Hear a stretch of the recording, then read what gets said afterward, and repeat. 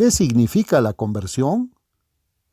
¿Cuántas veces ha escuchado usted a los no creyentes juzgando a alguien que profesa a Cristo decir con desdén, pues si esto es lo que significa ser un cristiano, prefiero 1000 veces no serlo? ¿Cuántos no hay que juzgan a Dios por la manera de vivir de quienes se dicen ser cristianos? ¿Y cuántos suponen que antes de que uno pueda convertirse en cristiano debe vivir una vida perfecta? ¿Cuántos no hay que dicen, si tan solo pudiera dejar de fumar, me convertiría en cristiano? ¿Cuántos no piensan que un cristiano debe ser perfecto, alguien que jamás hace nada malo? Suponga que usted efectivamente ve o sabe de un cristiano que comete un error. ¿Acaso ello significa que en realidad él es un hipócrita que, después de todo, no es un verdadero cristiano? ¿Es posible que uno llegue a pecar en tanto que es cristiano y que aún así siga siendo un cristiano verdaderamente convertido? La asombrosa verdad es que muy pocos conocen lo que es, en efecto, un cristiano. Pocos saben cómo es que uno llega a ser convertido, si se trata de algo repentino, de algo que ocurre de una sola vez o más bien de un proceso paulatino. ¿Acaso la conversión tiene lugar súbitamente o es algo gradual? Es tiempo ya de que entendamos lo que constituye la verdadera conversión. ¿Pueden pecar los cristianos? Y si alguno lo hace, ¿significa su perdición? Primeramente, permítaseme formular y contestar la siguiente pregunta. ¿Qué significa la verdadera conversión cristiana? ¿Acaso convierte a uno en cristiano el formar parte de una iglesia? ¿O se vuelve uno cristiano con solo pronunciar las palabras ¿acepto al Señor Jesucristo como mi Salvador personal? Acudamos a la Biblia en pos de una definición. En Romanos 8, del 6 al 9 leemos, porque la mentalidad de la carne es muerte, pero la mentalidad del Espíritu es vida y paz. Por cuanto la mentalidad de la carne es enemistad, hostil contra Dios, porque no se somete a la ley de Dios, ya que ni siquiera puede. Y los que viven según la carne, los que son carnales, no pueden agradar a Dios. Mas vosotros no vivís según la carne, sino según el Espíritu, si es que el Espíritu de Dios mora en vosotros. Y si alguno no tiene el Espíritu de Cristo, el tal no es de él. Versión Reina Valera, revisión de 1977. Así pues, un cristiano es alguien que ha recibido y en cuya mente mora el Espíritu Santo de Dios. De otra manera, no es de él, es decir, no es cristiano. Millones podrán profesar ser cristianos, pero a menos que el Espíritu Santo de Dios, otorgado como su don por medio de la gracia, esté en ese momento morando en ellos, no son cristianos. Millones podrán tener sus nombres inscritos en los libros de registro de las diferentes iglesias, y aún así no ser de él, no ser cristianos en realidad, y millones viven en este engaño. Apocalipsis 12:9. De manera que comprendamos esto. Una persona es un cristiano a los ojos de Dios únicamente en tanto que el Espíritu Santo de Dios mora en él, ni un instante antes, ni un instante después. Y así una persona verdaderamente convertida es la que ha recibido y actualmente tiene el Espíritu Santo de Dios morando en ella. Sin embargo, aún hay mucho más que entender con respecto a lo que constituye la verdadera conversión. Si bien es cierto que en un sentido la verdadera conversión tiene lugar en un momento preciso, en un instante bien definido, también lo es que en otro sentido la conversión debe desarrollarse paulatinamente, a lo largo de un proceso de crecimiento y maduración. Ahora observe bien a lo que a continuación se indica. ¿Cuándo es que uno se convierte realmente en un cristiano? Cuando recibe el Espíritu Santo de Dios. En Romanos 8:9 leímos que a menos que tengamos el Espíritu Santo no somos de Cristo, no somos cristianos. Existe un tiempo específico y bien definido en el que el Espíritu de Dios entra en el individuo. En el mismo momento en que recibe el Espíritu Santo, en el primer sentido antes mencionado, queda convertido. Sí, en un instante. Si tiene el Espíritu de Cristo, es cristiano. La vida misma de Dios ha entrado en él, lo ha impregnado, ha sido engendrado como hijo de Dios. Pero, ¿significa esto que su salvación ha quedado asegurada? ¿Ha sido plena e irrevocablemente salvo? ¿Es esto todo lo que se requiere? ¿Se ha vuelto ahora repentinamente perfecto? ¿Acaso ahora le es imposible pecar? No, de ninguna manera. Pero ¿por qué? ¿Cuál es la respuesta? ¿Por qué existe tanta confusión al respecto? ¿Por qué es que casi nadie comprende el propósito mismo de la vida cristiana? ¿Por qué la gente no comprende el mismo evangelio que Jesucristo enseñó? Él enseñó el reino de Dios. Lo mismo hicieron sus apóstoles, inclusive Pablo. Jesús habló casi siempre en parábolas. Repasemos rápidamente una o dos de ellas. Observe lo que Jesús reveló. Trate de comprender el potencial maravilloso e increíble que tenemos. Veamos la parábola del noble que partió hacia un país lejano, para posteriormente regresar. Se encuentra en Lucas 19, del 11 al 27. Jesús es aquel noble. Él iba a un país lejano, al cielo, donde se encuentra el trono de Dios, sede del gobierno de todo el universo. Él pronunció esta parábola porque sus discípulos pensaron que el reino de Dios habría de aparecer inmediatamente. Hasta la fecha han transcurrido más de 1900 años y el reino de Dios aún no ha aparecido. Así es que en la parábola él llamó a sus 10 sirvientes y a cada uno le dio 10 minas, una unidad monetaria de aquel entonces. Esto simboliza una unidad de valor espiritual con la que cada uno habría de empezar. En otras palabras, esto representaba aquella porción del Espíritu Santo de Dios que fue otorgada a cada uno al momento de su conversión. Pero sus ciudadanos lo odiaban, lo rechazaron como su gobernante. Dijeron, no queremos que éste reine sobre nosotros. El reino de Dios es un gobierno reinante. Ellos, en aquel entonces, no recibieron la conversión. No les fue dada ni una sola mina, pero aún alcanzarán la conversión, según revelan muchas otras escrituras. La razón de la ascensión del noble Jesús al cielo era para recibir un reino y volver. En otras palabras, él se dirigía al trono del gobierno de todo el universo, donde está sentado Dios Todopoderoso, el Padre, a fin de que le fuera conferido el dominio del mundo. La ceremonia de coronación tendrá lugar en el cielo, en el trono del gobierno universal. Cuando él retorne, estará coronado con muchas diademas. Apocalipsis 19:12. Él volverá para regir a todas las naciones con poder divino y todopoderoso. Versículo 15. Pero volvamos a Lucas 19.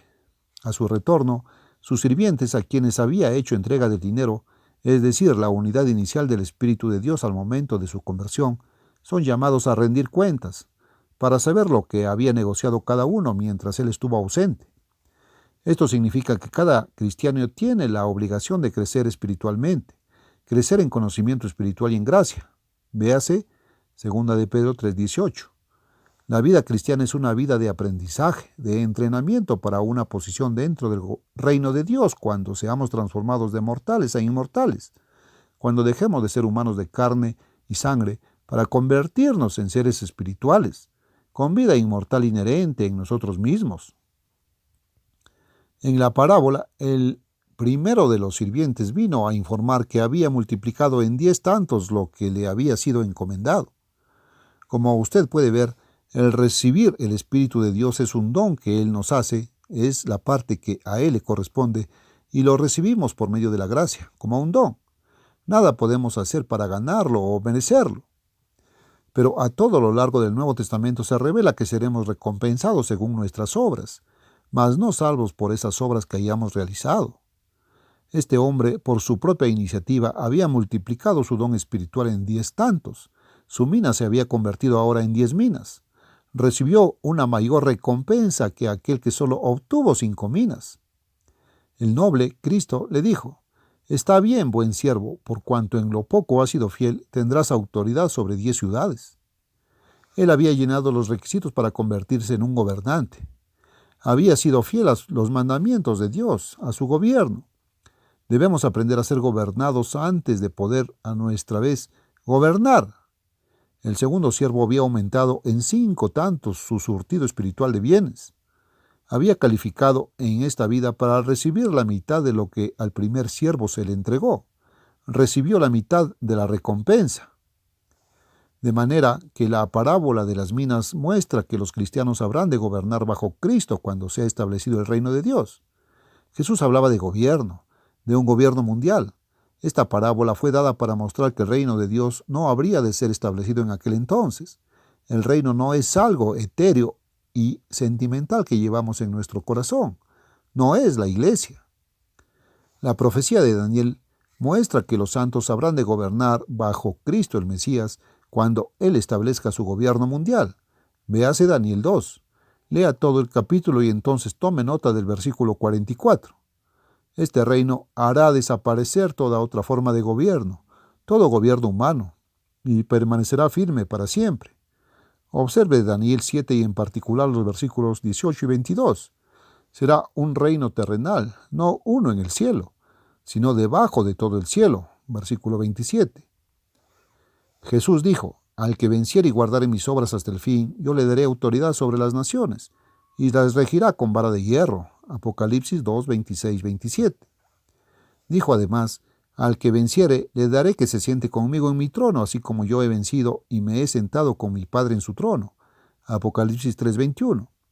Cuando Jesús dijo esto por medio del apóstol Juan en 90 de la era cristiana, él estaba en el cielo con su Padre, en el trono desde el cual se gobierna todo el universo. Cuando Jesús se siente en su propio trono en esta tierra, será sobre el trono de David en Jerusalén. Tome nota de lo que se dice de Jesús. Este será grande y será llamado Hijo del Altísimo, y el Señor Dios le dará el trono de David su padre, y reinará sobre la casa de Jacob para siempre, y su reino no tendrá fin. Lucas 1, 32 y 33. Pero él no tenía pensado establecer el gobierno mundial del reino de Dios en aquel entonces. La Biblia habla de 3 mundos, o eras, en orden cronológico.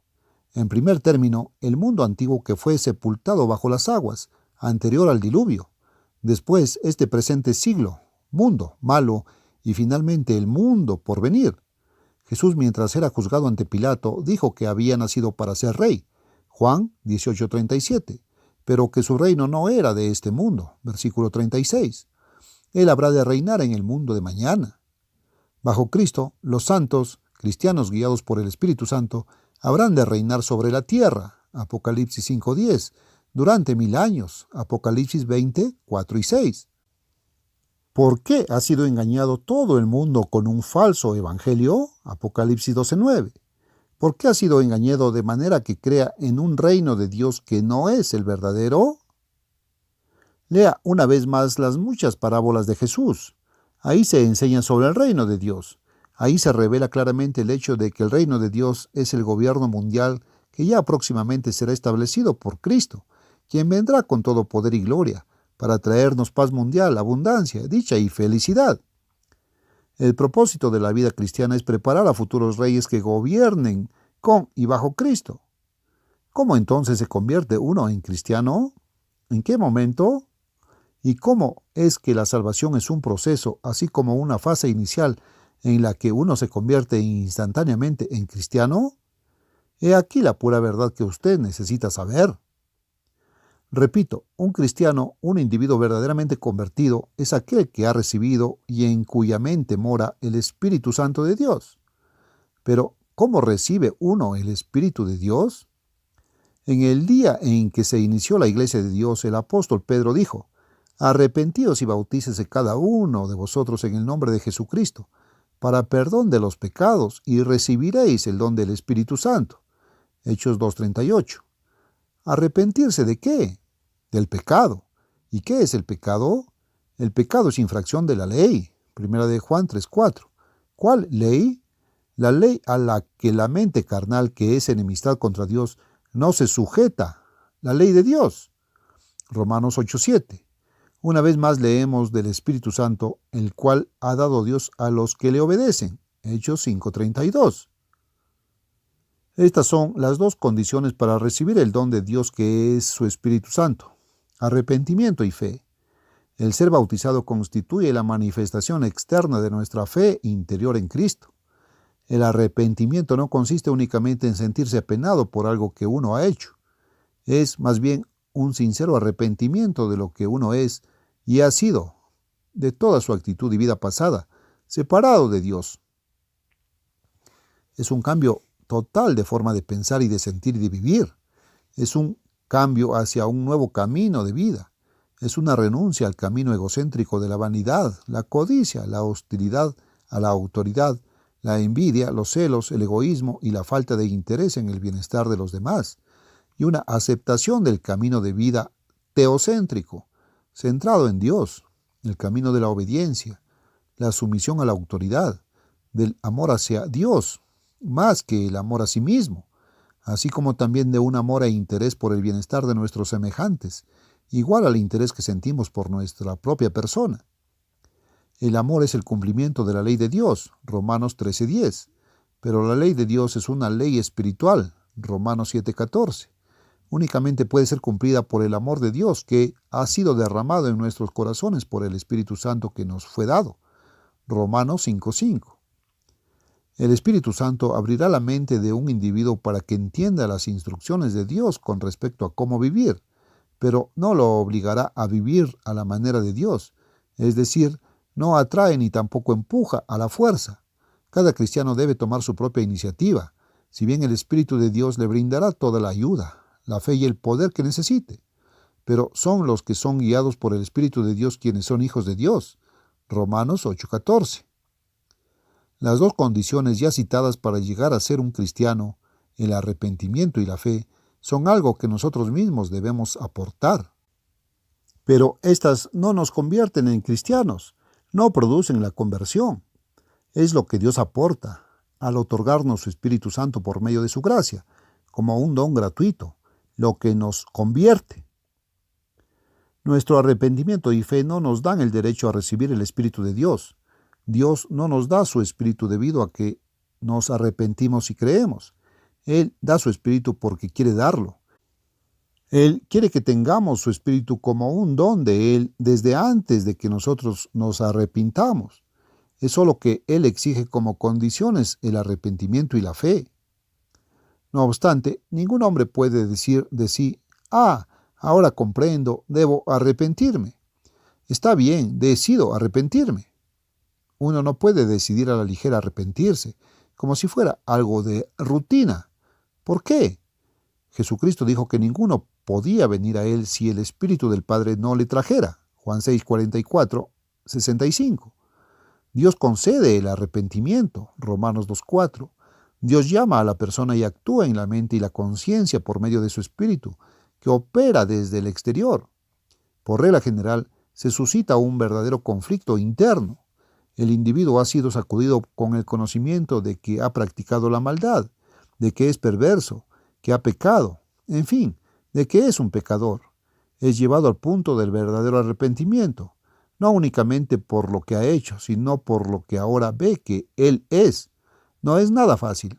El yo jamás se resigna a morir. Arrepentirse es rendirse incondicionalmente a Dios, someterse a su ley. Sin embargo, es el individuo mismo quien toma la decisión. Si él, en efecto, se arrepiente, se rinde ante Dios y con fe acepta a Jesucristo como su Salvador personal, entonces, al cumplirse estas dos condiciones, Dios promete infundir su mente con el don del Espíritu Santo, que es la vida misma de Dios, vida espiritual. Este espíritu le imparte a esa persona la naturaleza divina. Ahora bien, hasta este punto, ¿qué es lo que ha ocurrido? El recién converso apenas ha sido engendrado de Dios, no ha nacido aún. Muchas personas que creen haber nacido de nuevo al momento de recibir el Espíritu Santo están equivocadas, si bien más con respecto a la terminología que al proceso que tiene lugar. Este nuevo converso no ha recibido la medida plena del Espíritu de Dios que Cristo tenía. Es únicamente un bebé espiritual en Cristo. Ahora debe crecer espiritualmente, tal como un embrión recién concebido en el vientre de su madre debe crecer físicamente hasta estar lo suficientemente desarrollado para nacer como humano. El converso ahora se ha arrepentido en su mente, desde lo más profundo de su corazón. Ha sido completamente sincero. Con todo candor y sinceridad en su mente y corazón ha dado la media vuelta y ha empezado a vivir una vida diferente. Ahora es un cristiano. Ha recibido el Espíritu Santo de Dios. Ha sido convertido y es ahora cristiano. Realmente desea hacer lo recto, obedecer a Dios, vivir según el camino de Dios. Tenemos pues que un cristiano convertido es alguien que ha recibido el Espíritu de Dios, el cual mora en él, guiándolo de manera que siga el camino de vida de Dios. Un cristiano convertido ha renunciado a su pasada forma habitual de vivir, su camino egoísta, desentendido de Dios. Ahora vive habitualmente por la palabra de Dios, vive en conformidad con esa revelación.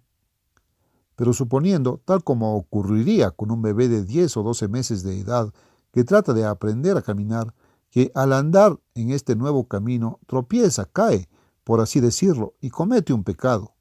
¿Acaso entonces está condenado, perdido? ¿Ha dejado de ser un cristiano? Quiero que todos entiendan y tomen nota de lo que el apóstol Juan fue inspirado a escribir para nuestro beneficio. Se encuentra en la primera epístola de Juan, refiriéndose a Cristo en su salutación inicial como a lo que era desde el principio la vida eterna, la cual estaba con el Padre y se nos manifestó. Lo que hemos visto y oído, eso os anunciamos, para que también vosotros tengáis comunión con nosotros, y nuestra comunión verdaderamente es con el Padre y con su Hijo Jesucristo. Primera de Juan 1, del 1 al 3. El verdadero cristiano ha sido reconciliado con Dios mediante Cristo, y dotado del Espíritu de Dios, en efecto, disfruta de una verdadera comunión con el Padre y el Hijo, Jesucristo. Y aún su comunión con sus hermanos en la fe es por medio de Dios y Cristo. Él está unido a ellos, tal como las diversas ramas están adheridas a una vid y unidas entre sí a través de y por esa vid. Compárese la analogía de Jesús en Juan 15, del 1 al 7. Es el caso que los cristianos en efecto caminan con Cristo, y dos no pueden andar juntos si no están de acuerdo entre sí. Amós 3:3. Continuemos ahora en 1 de Juan 1. Este es el mensaje que hemos oído de él, y os anunciamos. Dios es luz, y no hay ninguna tinieblas en él. Si decimos que tenemos comunión con él y andamos en tinieblas, mentimos y no practicamos la verdad. Versículo 5:6. En otras palabras, él, el Cristo viviente, camina en la luz como si fuera sobre un sendero luminoso. Pero si nosotros andamos en tinieblas, entonces el nuestro es un sendero completamente distinto en el que existe la oscuridad. Por consiguiente, no estamos andando con él, y si decimos que sí lo hacemos, entonces mentimos. Pero suponga que al estar caminando con él, en la luz uno de nosotros tropieza y cae.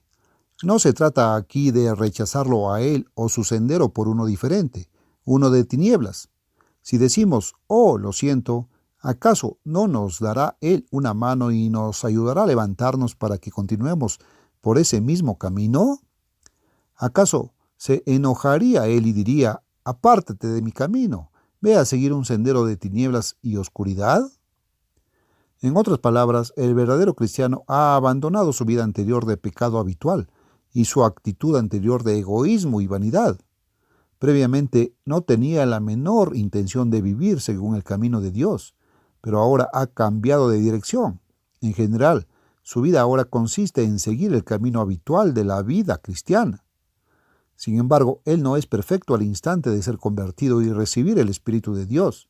Debe crecer espiritualmente en la gracia y en el conocimiento de Cristo, según escribió el apóstol Pedro en la segunda epístola, capítulo 3 y versículo 18. Siendo una criatura de hábito, sus anteriores hábitos no desaparecen automáticamente sin ningún esfuerzo de su parte. Todo lo contrario, debe aprender a sobreponerse al pecado. Es inevitable que de vez en cuando se encuentre desprevenido y cometa un error. Así que continuemos con 1 de Juan 1. Pero si andamos en luz, es decir, aunque de vez en cuando podamos tropezar, se trata ahora de una caída ocasional, no de rechazar el camino de Dios, no de volver nuevamente a nuestra vida anterior de pecado continuo y habitual. ¿Empieza usted a comprender la diferencia? El verdadero cristiano tiene la firme intención de vivir como lo manda Dios. Quiere y trata de hacerlo. Y en general, esta constituye ahora su nueva forma habitual de vivir. Un tropiezo o un pecado ocasional no significa que en su mente y en su corazón haya rechazado a Dios y a su camino. Continuemos. Como Él está en luz. Si ese es ahora nuestro propósito, nuestra meta y nuestra forma habitual de vida, entonces tenemos comunión unos con otros, y la sangre de Jesucristo, su Hijo, nos limpia, a quienes somos ahora cristianos, de todo pecado. Si decimos nosotros como cristianos que no tenemos pecado, Nos engañamos a nosotros mismos y la verdad no está en nosotros. Versículos 7 y 8. Si nosotros ahora, cristianos, decimos que ya somos perfectos, que jamás tropezamos, erramos o cometemos un pecado, nos engañamos a nosotros mismos. Yo conocí a una mujer que se engañaba a sí misma de esta manera. Pretendía estar por encima de todo pecado. Afirmaba que jamás pecaba. Y aunque era lo que muchos llamarían una buena mujer, en realidad estaba cometiendo el pecado más grande de todos, el del orgullo y la vanidad espirituales. Se gloriaba de su estado de perfección, carecía de humildad cristiana. Pero si al caminar por este sendero luminoso con Dios uno tropieza y cae, ¿acaso Dios lo desecha a uno como si fuera algo indeseable? Versículo 9. Si confesamos, nosotros los cristianos, no se está haciendo referencia aquí a los no convertidos, nuestros pecados, Él es fiel y justo para perdonar nuestros pecados y limpiarnos de toda maldad. Es importante que tomemos nota de la palabra sí. Si confesamos nuestros pecados, cuando tropezamos debemos estar dispuestos a reconocerlo, debemos arrepentirnos de ello, debemos pedir perdón. Si lo negamos o echamos a otro la culpa, no seremos perdonados. Debemos confesarlo a Dios. Si decimos que no hemos pecado, le hacemos a Él mentiroso y su palabra no está en nosotros. El contexto continúa en el 2º capítulo. Hijitos míos, estas cosas os escribo para que no pequéis. En otras palabras, no debemos pecar. Debemos tratar de evitar cualquier pecado. Dios no nos da licencia para pecar. Pero si alguno hubiere pecado, abogado tenemos, nosotros los cristianos, para con el Padre, a Jesucristo el justo. Y Él es la propiciación por nuestros pecados, nuevamente hablando de nosotros, que somos cristianos, y no solamente por los nuestros, sino también por los de todo el mundo. Primera de Juan 2, del 1 al 3. Pero por supuesto, Él es la propiciación por los pecados de los no convertidos en el mundo únicamente a partir del momento en que llegan a arrepentirse de veras y tener la fe en Cristo. Por no comprender todo este proceso que hemos examinado, muchos se desalientan y algunos aún dejan de tratar de vivir una vida cristiana. ¿Por qué? Debido al falso concepto de que un cristiano es alguien que se vuelve perfecto de un solo golpe, o que uno no puede convertirse en cristiano sino hasta que haya vencido todos sus hábitos equivocados y se haya vuelto justo por su propio esfuerzo. Es vital que entendamos cómo opera el verdadero cristianismo. El cristiano recién engendrado debe crecer espiritualmente. ¿Qué pensaría usted si un bebé humano que de pronto alcanzara 2 metros de estatura sin pasar por el proceso de crecimiento? El crecer requiere tiempo. Hay un instante en el que la persona recibe la impregnación del Espíritu Santo de Dios, cuando por primera vez se convierte en cristiano, pero es solo un bebé espiritual. Debe crecer espiritualmente. La persona recién convertida con toda sinceridad ha dado una media vuelta en su mente y en su corazón. Efectivamente, ha logrado hacer contacto con Dios y ha recibido su Espíritu Santo. La naturaleza divina de Dios misma ha sido concebida dentro de ella, pero es todo lo que tiene, meramente una concepción, no la maduración completa. Aún es humana, mortal, de carne y sangre. Aún está compuesta de materia, no de espíritu. Comprenda esto. Durante casi 6.000 años, la humanidad ha seguido el camino del orgullo y la vanidad, del egoísmo y la codicia, de la indiferencia hacia los demás. Ha sucumbido al espíritu de la competencia, de la oposición, de la discordia, del afán de adquirir y de exaltar al yo. Los humanos han vivido con una sola idea de agradarse a sí mismos. Han dado rienda suelta a los celos, a la envidia, al resentimiento hacia los demás, a un espíritu de rebelión en contra de toda autoridad y de hostilidad hacia Dios y su ley. El cristiano debe sobreponerse a estas tendencias. El cristiano debe desarrollar un carácter justo, que consiste en elegir el camino correcto y resistir el equivocado, en disciplinarse a sí mismo para andar por el sendero debido, en lugar de continuar por el del deseo propio y de la vanidad. El propósito de Dios al haber creado la humanidad, al haber hecho que usted naciera, es reproducirse a sí mismo. Dios, por sobre todas las cosas, es carácter justo y perfecto, y Dios puede crear carácter en nosotros, pero ello debe ser el resultado que proviene de una decisión libre e independiente de parte nuestra. Nosotros como entes individuales tenemos una parte importante que cumplir en el proceso. ¿Qué es el carácter perfecto? Es la habilidad que tiene un ente independiente, dotado de libre albedrío, de llegar al conocimiento del bien y del mal, de lo verdadero y de lo falso, y de elegir lo bueno, y tener la voluntad para ejercer la autodisciplina, a fin de hacer lo bueno y resistir lo malo. Al igual que los músculos, el carácter se desarrolla y crece por medio del ejercicio. Yo sé que podría fortalecer mis músculos y hacer que mis brazos sean más fuertes si los contraigo y extiendo repetidas veces. Pero si a eso agrego un objeto pesado que oponga mayor resistencia, el músculo se desarrollará con mayor rapidez. Existe dentro de nosotros una naturaleza que ejerce una poderosa atracción magnética, una fuerza que va en contra del carácter perfecto y justo, a fin de darnos algo que resistir, con el exclusivo propósito de fortalecer y desarrollar el carácter adecuado. El carácter de Dios se aferra a su ley, hacia el camino del amor. Es una preocupación desinteresada por el bienestar de los demás. Dios tiene ese carácter. Se preocupa por el bienestar de usted y por el mío. Él dio a su único Hijo para reconciliarnos a Él y hacer posible para nosotros la dicha de su carácter y la vida eterna. Juan 3:16. Él derrama sobre nosotros todo don bueno y precioso. Aún pone a nuestro alcance su naturaleza divina. Segunda de Pedro 1:4. Cuando nos arrepentimos y abandonamos los caminos errados de este mundo, cuando empezamos a resistir al mundo y a acudir a Él por medio de la fe en Jesucristo como nuestro Salvador personal. La naturaleza divina de Dios es la naturaleza del amor, de dar, de servir, de ayudar, del interés por los demás. Es también la naturaleza de la humildad. Cuando uno se convierte, cuando se ha arrepentido y abandonado los falsos caminos del mundo, cuando ha recibido en un solo momento el Espíritu Santo de Dios, su humanidad, su naturaleza humana, no desaparece de repente. Esta también permanece. Aún ejerce esa atracción magnética. Aún seguimos viviendo en este mundo malo y éste ejerce una atracción. Dios aún permite a Satanás continuar en el mundo y él también ejerce un magnetismo poderoso. De manera que son tres poderes dominantes los que debemos resistir y vencer. Debemos sobreponernos a Satanás, a este mundo y a nuestra propia naturaleza. Tenemos que luchar contra los tres a fin de que se desarrolle en nosotros fuerza y carácter. Dios dice claramente que son los vencedores quienes serán salvos, quienes reinarán con Cristo. Apocalipsis 2, 26 y 27, 3, 21 y 21:7. Ningún ser humano tiene la fuerza suficiente para lograr esto por sí mismo. Debe pedir y recibir con fe la ayuda y el poder de Dios. Aún con el poder de Dios no podrá vencer estas fuerzas fácilmente o de una sola vez. No es fácil. Cristo claramente dijo que el camino que conduce a la salvación final es duro y difícil.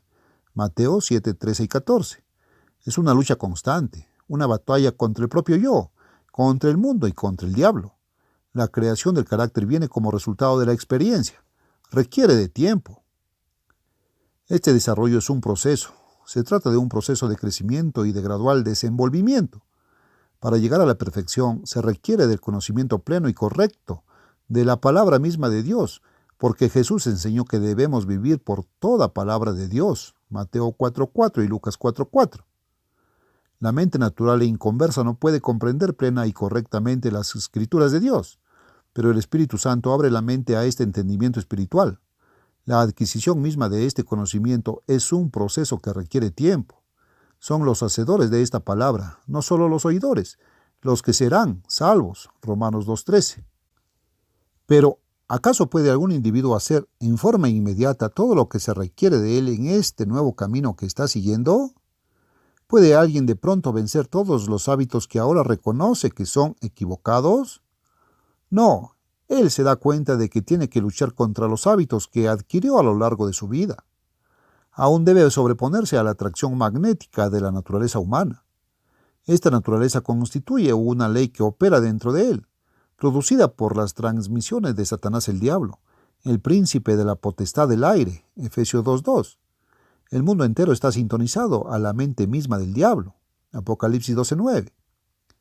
El apóstol Pablo llama a esta atracción de la naturaleza humana la ley del pecado y de la muerte. Pablo estaba convertido y fue un verdadero cristiano. Se había arrepentido aceptado a Cristo y recibido el Espíritu Santo.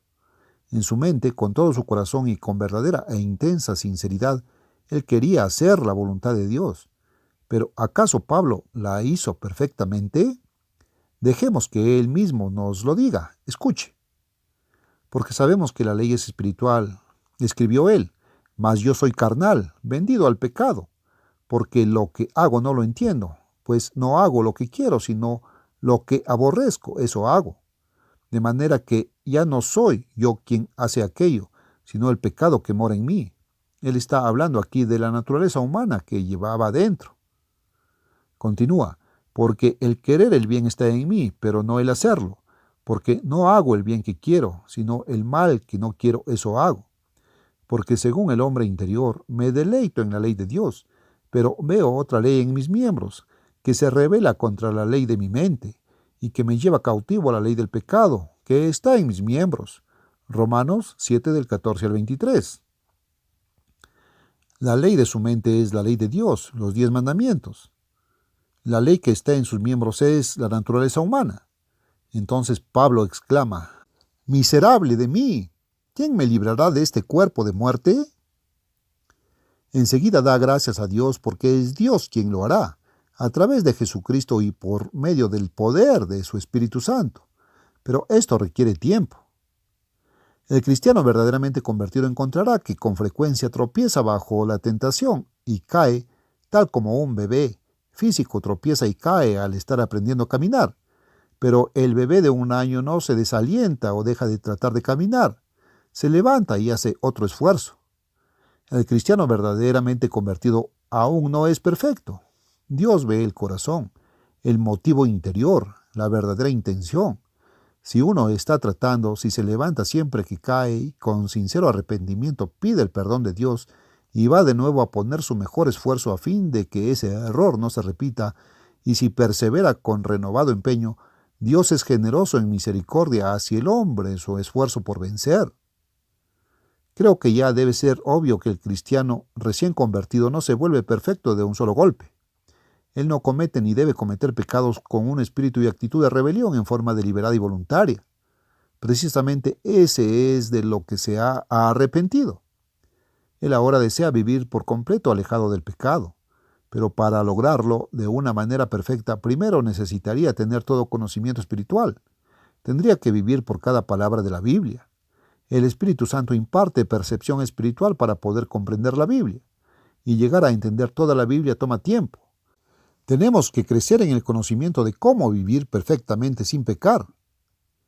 Un cristiano puede, por fuerza de hábito o en un momento de debilidad y tentación, pecar, pero si es cristiano, de inmediato se arrepentirá, y con base en ese arrepentimiento, el sacrificio de Cristo lo limpia del pecado. 1 de Juan 1 del 7 al 9. Frecuentemente las personas convertidas son abrumadas por tentaciones más poderosas que las anteriores a su conversión. Luchan contra el pecado, se esfuerzan por sobreponerse, pero aún no son perfectas. Algunas veces son tomadas desprevenidas, en ocasiones aún pueden pecar. Entonces, por así decirlo, despiertan y se dan cuenta de lo que han hecho y se arrepienten. Se llenan de remordimiento, están verdaderamente apenadas, disgustadas consigo mismas. Acuden a Dios y claman pidiendo su ayuda, pidiéndole más poder y fortaleza para vencer. Hebreos 4:16. Este es el camino del cristiano. Es el camino de la lucha constante, de esforzarse por vencer el pecado, de buscar a Dios en oración sincera, pidiendo ayuda y poder espiritual para vencer. Y si son diligentes, constantemente ganarán terreno, constantemente crecerán en el conocimiento de Dios por medio de la Biblia, constantemente erradicarán hábitos perniciosos, creando en su lugar hábitos provechosos. Continuamente se acercan a Dios a través del estudio de la Biblia y por medio de la oración. Siguen creciendo en carácter y se dirigen hacia la perfección. Aún no son perfectos. Pero alguno preguntará, ¿qué ocurre si la vida de uno es cortada y muere antes de haber alcanzado esta perfección? ¿Será salvo o estará perdido? La respuesta es que nunca obtendremos la perfección absoluta en esta vida. He dicho anteriormente que una persona convertida en efecto recibe el Espíritu Santo en un preciso momento, en un solo instante. No la plenitud que tenía Cristo. sin embargo, es en ese momento un individuo convertido, cambiado en mente y en actitud, optando por otro camino, en el cual él mismo ha decidido andar. Y aunque todavía no haya alcanzado la perfección, aunque tropiece bajo la tentación y haya algunas veces caído espiritualmente, en tanto que en su mente y corazón esté sinceramente dispuesto a seguir el camino de Dios, a sobreponerse a sus debilidades y a crecer espiritualmente, en tanto que el Espíritu de Dios esté morando en él, mientras sea guiado por ese Espíritu, sigue siendo un hijo engendrado de Dios. Si en cualquier punto a lo largo de su vida muere prematuramente, ese hombre será resucitado, será salvo, se levantará inmortal en el reino de Dios. Es únicamente aquel que se da por vencido y abandona el camino, Hebreos 10:38, el que desprecia a Dios, el que rechaza su camino y a Cristo como su Salvador, el que descuida o se aparta del sendero de Dios, en su mente y en su corazón, en su propósito interior, quien deliberada e intencionalmente en su interior, o bien como resultado de una prolongada negligencia, abandona a Cristo, quien se perderá. Si una vez convertido, habiendo recibido el Espíritu de Dios y experimentado los gozos del camino de Dios, uno deliberadamente rechaza ese camino, toma la decisión, no bajo la presión de una fuerte tentación, sino deliberada y terminantemente de no seguir el camino de Dios, entonces Dios dice que es imposible restaurar a semejante persona al arrepentimiento. Tendría que arrepentirse de esa decisión. Pero si la tomó voluntariamente, no en medio de una tentación apremiante, sino calmada y deliberadamente, libremente, entonces simplemente no se arrepentirá de ella. Pero cualquiera que tema haber cometido el pecado imperdonable, que esté preocupado por ello y tenga el ardiente deseo de no haberlo cometido y aún desee y añore la salvación de Dios, alguien así no lo ha cometido. Puede arrepentirse y proseguir hacia la salvación, si ese es su deseo. Si usted ve a un cristiano cometer un error, no juzgue ni condene. Eso le corresponde a Dios, no a usted. Tengamos compasión y misericordia. Nosotros no conocemos los motivos interiores de los demás, únicamente Dios los conoce. Y si usted mismo ha tropezado y caído, no se sienta desalentado. Levántese y prosiga su camino. Dios mira el corazón, la actitud, la intención. En tanto que uno en su corazón tenga el deseo verdadero de caminar en el camino de Dios con Él, en tanto se aflija y se arrepienta cuando haya cometido el pecado ocasional, y mientras busque en todo momento sobreponerse al pecado y andar en el camino de Dios habitualmente, ciertamente tropezará ocasionalmente, pero si confiesa su falta y se arrepiente, será perdonado. Por otra parte, si es diligente en su vida cristiana, sus caídas ocasionales serán cada vez menos frecuentes. Estará haciendo buen progreso, venciendo, desarrollándose espiritualmente y creciendo en el carácter santo y justo de Dios. ¿Cuál es su actitud?